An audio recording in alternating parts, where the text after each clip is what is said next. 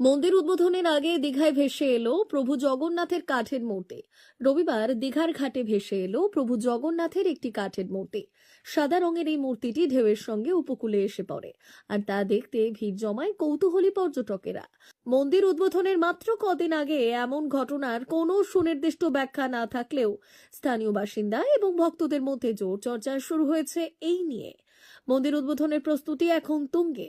29 April যজ্ঞ এবং 30 April সরকারি উদ্বোধন অনুষ্ঠানের পরিকল্পনা রয়েছে, যেখানে মুখ্যমন্ত্রী মমতা বন্দ্যোপাধ্যায়ের উপস্থিত থাকার সম্ভাবনা রয়েছে। এই সময়ে হঠাৎ মূর্তির আবির্ভাব গোটা অনুষ্ঠানকে এক ভিন্নতর আধ্যাত্মিক ছোঁয়া দিয়ে গেল। অনেকেই একে শুভ লক্ষণ হিসেবে দেখছেন।